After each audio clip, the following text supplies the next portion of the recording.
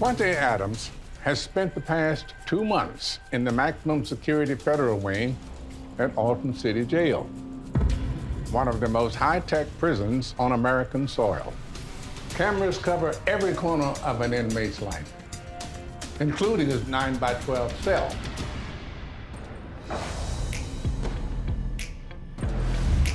Escape from this high-tech steel and concrete cage is impossible. But Quante Adams has been facing the impossible ever since he was a child. By the time I was 12, gang culture in LA was at its peak. My family was heavily involved. As a black man in a white world growing up on the rough streets of Compton, Quante felt his only path to success was in the streets. Had I been exposed to something else, then maybe I would have wanted to be a doctor or a lawyer, but my only escape that I saw was selling drugs. Quante has a stubborn habit of taking the bad hand in life and making it good. He's an ingenious man, capable of wearing many hats. He's a listener, a learner, an observer. Quante Adams was unequivocally the smartest inmate I'd ever come into contact with. But Quante has a reason to escape that is far bigger than himself. The night of his arrest, he learns he's about to be a father. Once my ex-girlfriend told me that she was pregnant with my child, it hit me. I had told myself that if I brought a child in this world, I would want to be there for that child from the beginning till the end. And it hit me hard because I was facing life without parole and would never have the chance to be there for my child. And I started having thoughts of breaking out of prison.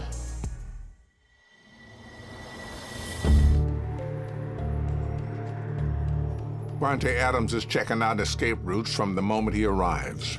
Well, the first thing I saw an exhaust vent on the side of the attic of the jail.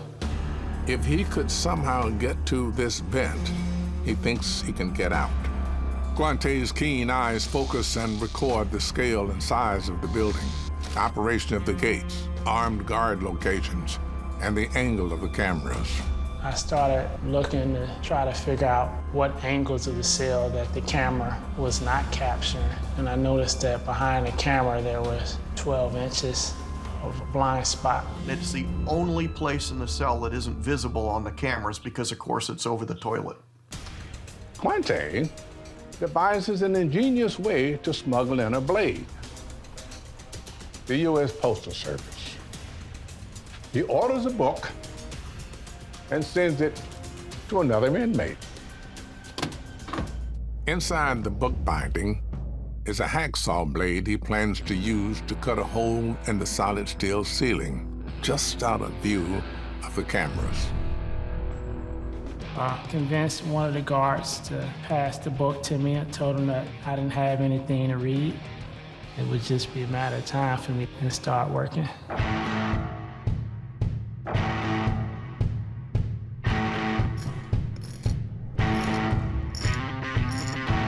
He spent literally months scratching a fraction of an inch at a time through a stainless steel slab ceiling.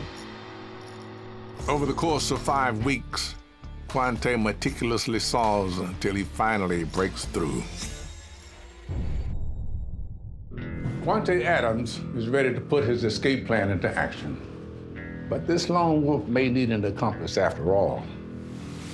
The greatest thing that was created for inmates, pen pal services. Tanya came into play. Initially, we started off to where I figured she was somebody who can share details about the area with me. We started talking, and we just connected. When Quante first called me, I fell in love with his voice. He was an intelligent individual, so I was impressed by him. He was so very soft, sad. I just felt so bad for him. Tanya didn't have a chance. You've given Quante Adams every opportunity in the world to caress you with his words. And when your self-esteem is not good, and you got a man like Quante Bosco Adams, you're done. I couldn't wait to get him out of jail. get him home so we could start our lives together.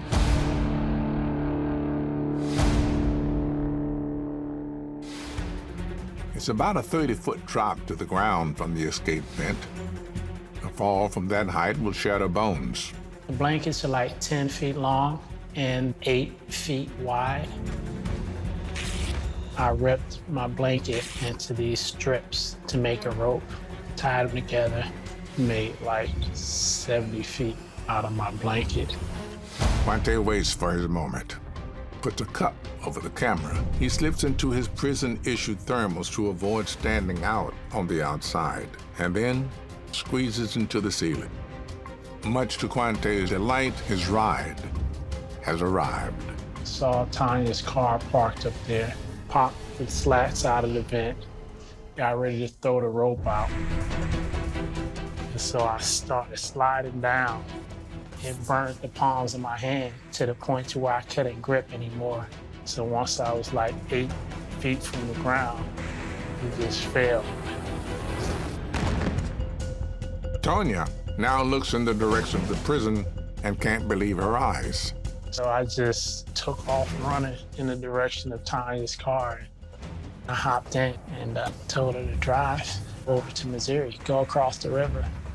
Once we got across the bridge in Missouri, I started to relax, and that's when it started hitting me like I'm about to see my daughter for the first time.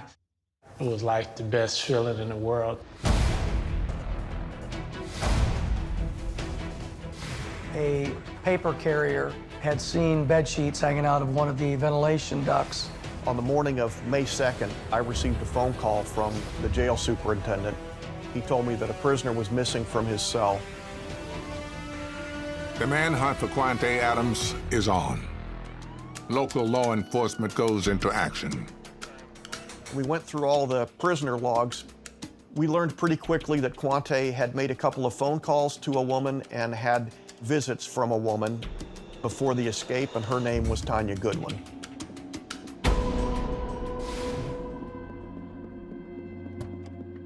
As soon as we got to the motel, the first thing Quante did was turn on the TV.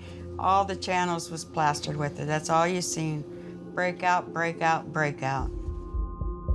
She wanted to stay there at the room with me.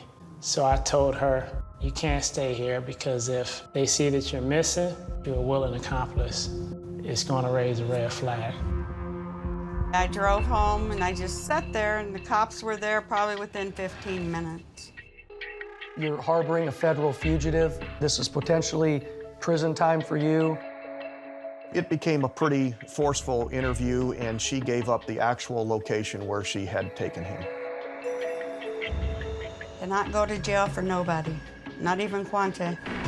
Our vehicles drove as fast as we could to the motel in Winsville. We quickly approached the room, got our bearings together, ready to hit the door. I heard a bunch of noise, and that's when I knew, like, the cops are out here, and they're coming to get me.